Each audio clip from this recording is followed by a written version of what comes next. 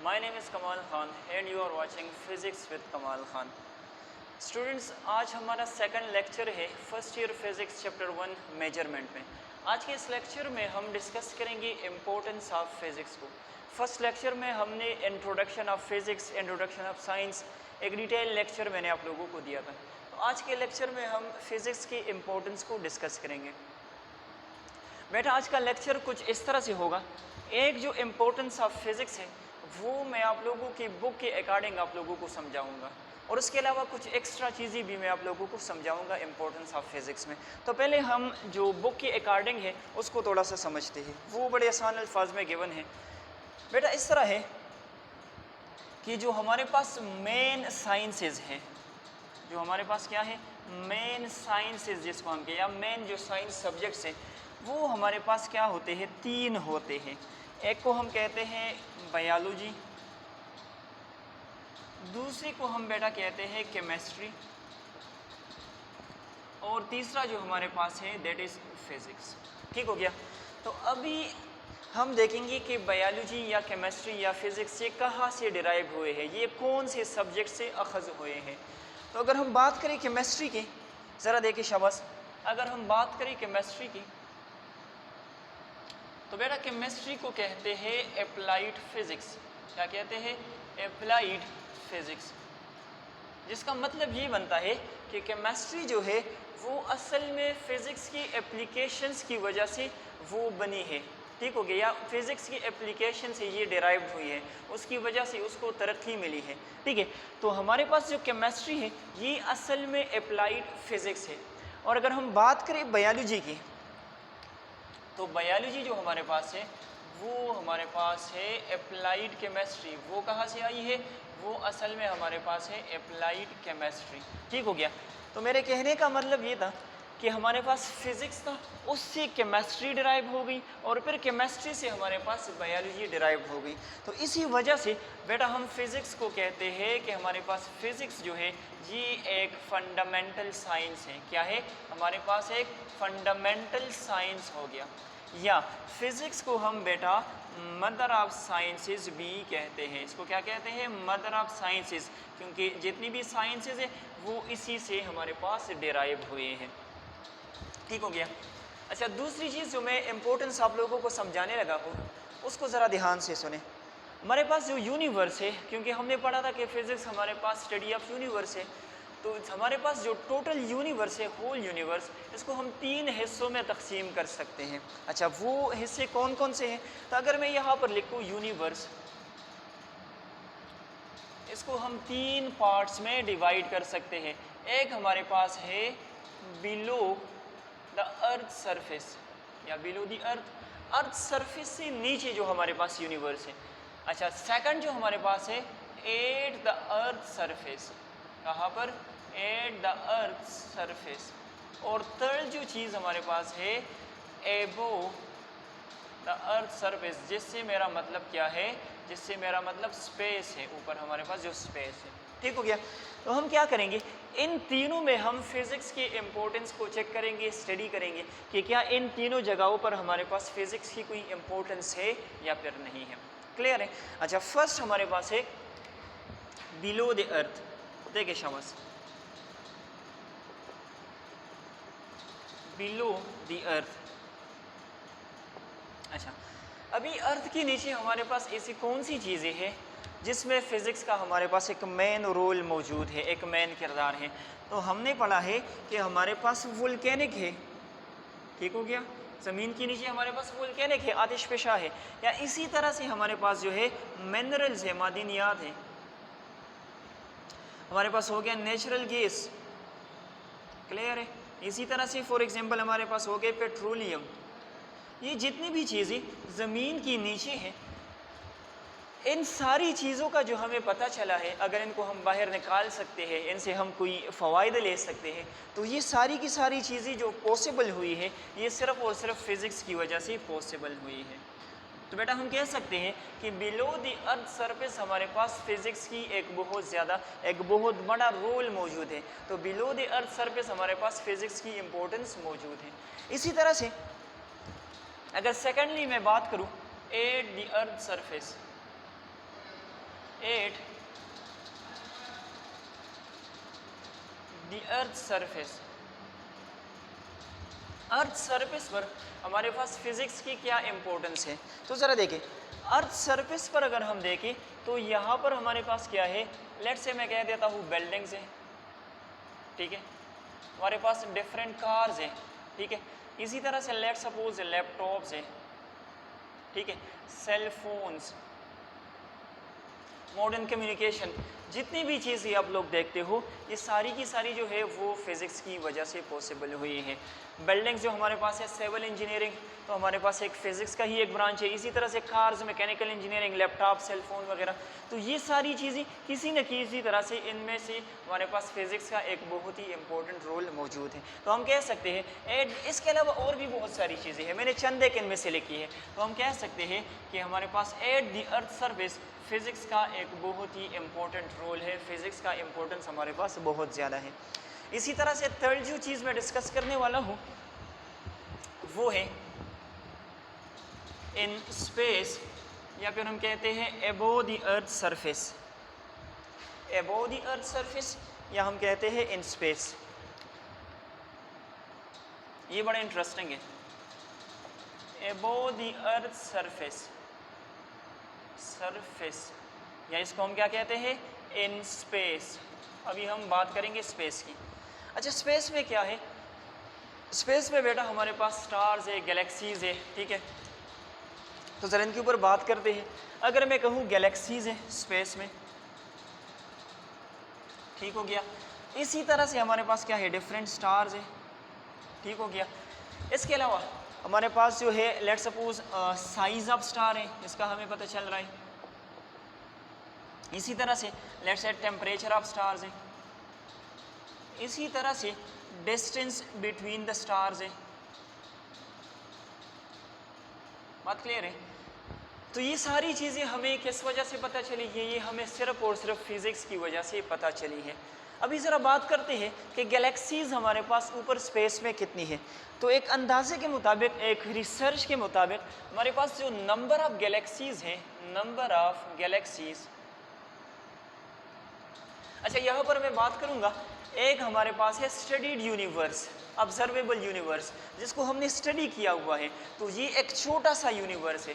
इसके अलावा यूनिवर्स कितना है, तो मैंने पिछले वाले लेक्चर में भी आप लोगों को बताया था कि यूनिवर्स की जो साइज़ है वो हमारे पास इनफाइनाइट है, कोई इसको जो है मालूम ही नहीं कर सकता। अल्लाह ताला ने इतनी बड़ी यूनिवर्स बनाई है कि अभी तक हमने उसको पूरी तरह से स्टडी नहीं किया हुआ है। उस यूनिवर्स में से हमने एक छोटा सा पोर्शन स्टडी किया हुआ है जिसको हम स्टडीड यूनिवर्स कहते हैं। ये छोटा वाला पोर्शन हमारे पास कितना है, तो आज के लेक्चर में इंशाल्लाह आपको बहुत सारी चीज़ें क्लियर हो जाएंगी इससे रिलेटेड। तो नंबर ऑफ गैलेक्सीज, ये जो स्टडीड यूनिवर्स है उसकी मैं बात कर रहा हूँ, तो उसके अंदर हमारे पास गैलेक्सीज की तादाद जो है वो, चले मैं लिख देता हूँ अबाउट, बल्कि इससे ज़्यादा है, अबाउट 100 बिलियन गैलेक्सीज। कितने गैलेक्सीज हैं? अबाउट 100 बिलियन गैलेक्सीज जो है वो हमारे पास इस स्टडीड यूनिवर्स के अंदर मौजूद है। अच्छा ज़रा देखें, अब लेट्स सपोज ये हमारे पास एक गैलेक्सी हो गई, लेट्स से ये हमारे पास, ये वाली जो है हमारे पास ये एक दूसरी गैलेक्सी हो गई, तो इन दोनों के दरमियान में फिर हमारे पास डिस्टेंस कितना होगा। मेरे कहने का मतलब ये है, ये एक गैलेक्सी है, ये दूसरी गैलेक्सी है, तो इन दोनों गैलेक्सीज के दरमियान में तकरीबन डिस्टेंस कितना होगा। तो बेटा याद रखें, इनके दरमियान में डिस्टेंस इतना ज़्यादा होता है, ये जो हम यूज़ करते हैं किलोमीटर्स या माइल्स, ये यूनिट्स बहुत ही छोटे पड़ जाते हैं, ठीक है। तो इसके लिए जो हम यूनिट यूज़ करते हैं वो होता है लाइट ईयर। क्या होता है? Light year. अब लाइट ईयर कितना डिस्टेंस होता है, लाइट ईयर में कितना डिस्टेंस होता है, तो बेटा याद रखिए लाइट ईयर हमारे पास बराबर होता है, जब लाइट जो है, लाइट की स्पीड आप लोगों को पता होगा 3 × 10⁸ मीटर पर सेकंड, 30 करोड़ मीटर पर सेकंड, ये हमारे पास लाइट की स्पीड है।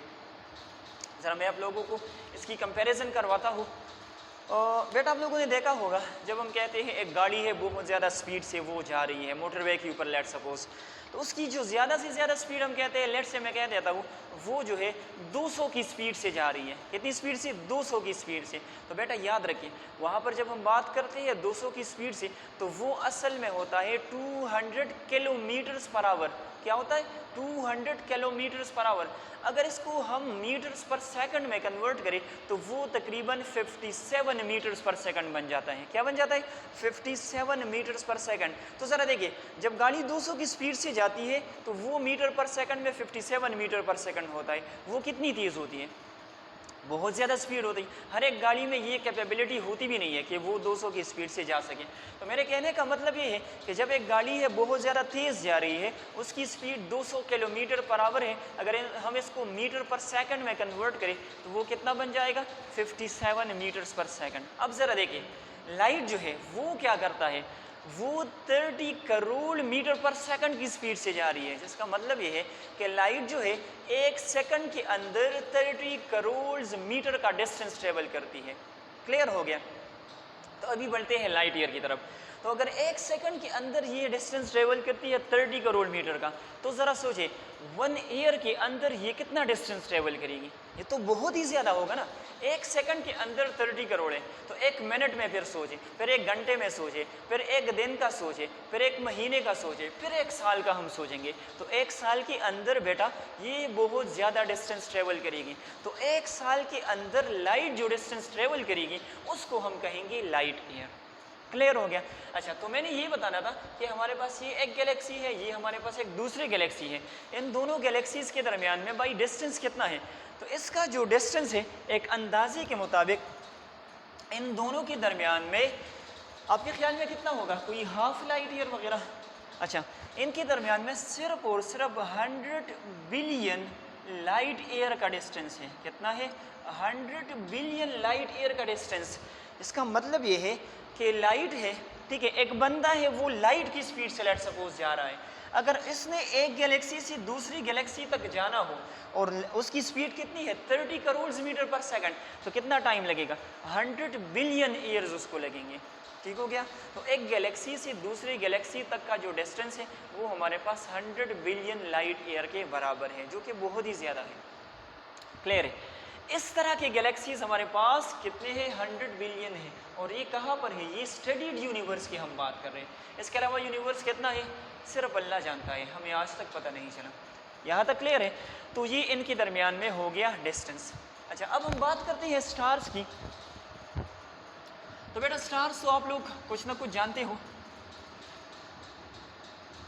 यहाँ पर मैं अगर नंबर ऑफ स्टार्स की बात करूँ, फिर मैं साइज़ की भी बात करूँगा।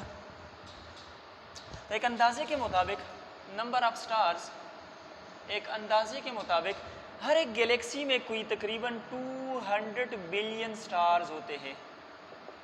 यहाँ पर मैं लिख देता हूँ अबाउट, क्योंकि कुछ गैलेक्सीज ऐसे होते हैं जिनमें स्टार्स बहुत ज़्यादा होते हैं, कुछ ऐसे होते हैं जिनमें कम होते हैं, इनकी साइजेस डिफरेंट होती हैं। तो मैंने लिखा तकरीबन 200 बिलियन स्टार्स होते हैं एक गैलेक्सी के अंदर। क्लियर है। अच्छा, अब ये जो स्टार्स है इनके दरमियान में डिस्टेंस कितना होगा, फिर हम बात करेंगे इनकी जो साइज़ है। ये वाला जो लास्ट मैंने पॉइंट लिखा है डिस्टेंस बिटवीन द स्टार्स, ये बड़े इंटरेस्टिंग है। अच्छा देखिए, अगर लेट्स सपोज ये हमारे पास एक स्टार है, ये हमारे पास दूसरा स्टार है, तो जब हम ऊपर स्पेस में देखते हैं तो हमें नज़र आते हैं स्टार्स जो होते हैं वो बहुत ज़्यादा क्लोज होते हैं। इनके दरमियान में डिस्टेंस कितना होता है। तो अगर हम बात करें मिल्की वे गैलेक्सी की, जो कि हमारी गैलेक्सी है, जो रात को जो हम तारे देखते हैं वो मिल्की वे गैलेक्सी की है, तो एक अंदाजे के मुताबिक मिल्की वे गैलेक्सी के अंदर जो एवरेज डिस्टेंस होता है स्टार्स के दरमियान में, वो बेटा हमारे पास होता है 5 लाइट ईयर। कितना होता है 5 लाइट ईयर। और लाइट ईयर का आप लोगों को अंदाज़ा हो गया होगा। अगर मैं दोबारा आप लोगों को समझाऊँ, इसका मतलब ये होगा कि यहाँ पर एक बंदा है जो कि लाइट स्पीड से जाना चाह रहा है। उसकी स्पीड कितनी है 30 करोड़ मीटर पर सेकंड की स्पीड से वो जाना चाह रहा है। तो अगर वो बंदा यहाँ से स्टार्ट लेगा और दूसरे स्टार तक पहुँचेगा तो उसको सिर्फ और सिर्फ 5 साल लगेंगे। ठीक हो गया। अगर वो किस स्पीड से जा रहा है, स्पीड ऑफ लाइट से जा रहा है, तो ज़रा सोचें अगर आप लोग इस तरह से पैदल निकलोगे एक स्टार से दूसरे स्टार तक जाने के लिए तो कितना टाइम लगेगा, आप इमेजिन भी नहीं कर सकते। क्लियर है। तो दो स्टार्स के दरमियान में तकरीबन जो डिस्टेंस होता है वो 5 लाइट ईयर के बराबर होता है। क्लियर। अच्छा, अभी हम बात करते हैं साइज़ ऑफ स्टार की, कि एक स्टार का तकरीबन साइज़ कितना होता है। क्लियर है। तो यहाँ पर मैं हेडिंग लगा देता हूँ size of star. Size of star.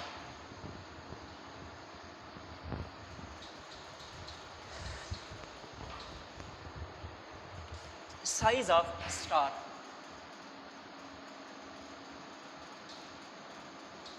अगर मैं बात करूं सन की, ठीक है, क्योंकि सन को हम बहुत ज़्यादा जानते हैं। अगर सन की मैं साइज़ की बात करूं तो सन का साइज़ हमारे पास कितना होगा? तो बेटा मैं इसको कंपेयर करूंगा अर्थ के साइज़ के साथ। ज़रा बात को ध्यान से सुने, अर्थ के साइज़ के साथ मैं इसको कंपेयर करूंगा। किस तरह से? तो हमने पढ़ा है बेटा, जो हमारा अर्थ है, अर्थ के ऊपर आप लोगों ने पढ़ा है 29% जो है वो लैंड है, और बाकी जो हमारे पास कितना बचता है 71%, वो हमारे पास क्या है बेटा? वो हमारे पास वाटर है, ठीक है। तो 29% जो लैंड है, अगर आप लोग इसको कंसिडर करें तो ये बहुत ज़्यादा बड़ा होता है। अगर हम इसके साथ 71% मज़ीद शामिल करें जो वाटर का हिस्सा है, तो अर्थ की साइज़ तो और भी बढ़ जाएगी ना। अर्थ का जो हमारे पास टोटल साइज़ है, मेरे कहने का मतलब ये है कि अर्थ का जो साइज़ है वो कोई मामूली चीज़ नहीं है, उसकी साइज़ बहुत ज़्यादा है। हमने सिर्फ 29% उस पर हम रहते हैं जो लैंड है, इसके अलावा 71% अर्थ के ऊपर हमारे पास पानी है। अगर इसको भी हम शामिल कर ले तो अर्थ का साइज़ हमारे पास बहुत ज़्यादा है। अब मैंने क्या करना है? मैंने ये करना है बेटा कि अर्थ को उठा के मैंने सन के अंदर रखना है। तो हम देखेंगे कि क्या ये अर्थ जो है सन के अंदर आ सकती है या नहीं आ सकती। तो बेटा याद रखिए, एक अंदाजे के मुताबिक अगर हम अर्थ को उठा के सन के अंदर रखेंगे तो ये वाली अर्थ भी इसके अंदर आएगी, और इसकी तरह हमारे पास 13 लेक्स अर्थ जो है, 13 लेक्स अर्थ जो है वो सन के अंदर आ सकती है। वो क्या है? सन के अंदर आ सकती है। अब हमारा जो रब है वो क्या कह रहा है? वो कहता है कि सन तो हमारे पास एक मीडियम साइज स्टार है। ऐसा तो नहीं है कि ये सबसे बड़ा स्टार है, ये तो एक मीडियम साइज स्टार है। ऐसे तो कई बड़े बड़े स्टार्स मौजूद हैं ऊपर स्पेस में। क्लियर हो गया? तो हमारे पास जो एक मीडियम साइज का स्टार है जिसको बेटा हम सन कहते हैं, उसका साइज इतना है कि उसके अंदर 13 लेक अर्थ आ सकते हैं। तो ज़रा सोचे कि सन का साइज़ कितना होगा, और फिर ज़रा सोचे जो बड़े बड़े स्टार्स होंगे तो उनके साइज़ फिर हमारे पास कितने होंगे। मेरी बात समझ में आ रही है? अब ज़रा इमेजिन करते हैं एक गैलेक्सी को। क्या करते हैं? एक गैलेक्सी को इमेजिन करते हैं। गैलेक्सी का बेटा मतलब होता है ग्रुप ऑफ स्टार्स। तो आप लोग कंसिडर करिए एक ग्रुप ऑफ स्टार है, और उसके अंदर चलिए कंसिडर करते हैं 200 बिलियन स्टार्स हैं। कितने स्टार्स हैं? 200 बिलियन स्टार्स। और फिर ये कंसिडर करें कि हर एक स्टार का साइज भी चलिए मीडियम ही है, वो सन के बराबर है। क्लियर है? अगर हम क्या करें, 200 बिलियन सन्स को उसकी एक हम ग्रुप बना लें, और एक सन और दूसरे सन के दरमियान में डिस्टेंस हमारे पास कितना हो? 5 लाइट ईयर हो। तो ज़रा इमेजिन करें बेटा कि एक गैलेक्सी का साइज़ फिर हमारे पास कितना आएगा, क्योंकि सिर्फ एक ही स्टार का जो हमने मीडियम साइज स्टार रखा हुआ है उसका साइज़ 13 लेक अर्थ के बराबर है। इसी तरह के स्टार्स हमारे पास मौजूद है 200 बिलियन, और हर दो स्टार्स के दरमियान में जो डिस्टेंस है वो कितना है? वो 5 लाइट ईयर के बराबर है। तो आप ज़रा इमेजिन करें कि एक गैलेक्सी का साइज़ फिर कितना बनेगा। इसी तरह के जो हमने स्टडी किए हैं, इसी तरह के तकरीबन 100 बिलियन गैलेक्सीज़ मौजूद हैं, और फिर हर दो गैलेक्सीज़ के दरमियान में डिस्टेंस जो है वो 100 बिलियन लाइट ईयर है। तो बेटा मेरे कहने का मतलब ये है कि जो यूनिवर्स हमने स्टडी किया हुआ है वो भी कोई मामूली यूनिवर्स नहीं है, उसकी साइज़ बहुत ज़्यादा है। लेकिन हम क्या कहते हैं कि यूनिवर्स की साइज़ जो है इनफाइनाइट है। ये तो हमने एक छोटा सा हिस्सा जो है इसको स्टडी किया हुआ है, और ये हमारा ईमान है, ये जो यूनिवर्स है ये अल्लाह ताला ने पैदा किया हुआ है, अपनी कुदरत से पैदा किया हुआ है। क्लियर है? तो ये हमने बात की साइज़ ऑफ स्टार की, और फिर मैंने आप लोगों को इमेजिन करवाई कि एक गैलेक्सी का साइज़ कितना होगा, और फिर हमारे पास जो स्टडीड यूनिवर्स है उसका साइज़ कितना होगा। लास्ट जो चीज़ मेरे ख्याल में मैंने डिस्कस नहीं की वो है टेम्परेचर ऑफ स्टार्स। उसको भी मैं थोड़ा सा टच देने लगा हूँ। टेम्परेचर ऑफ स्टार्स,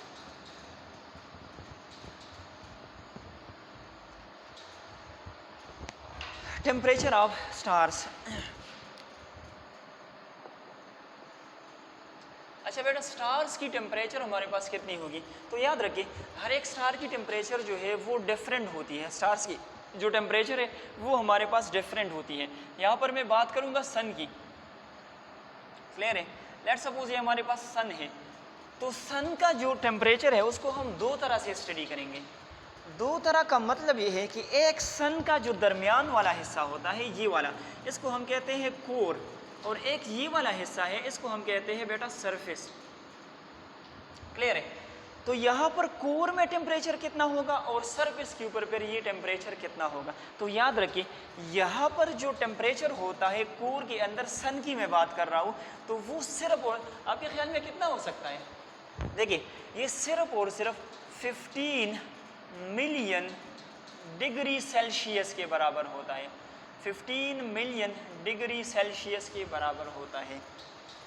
तो ज़रा इमेजिन करें 15 मिलियन डिग्री सेल्सियस टेम्परेचर सन के कोर में है, ठीक है।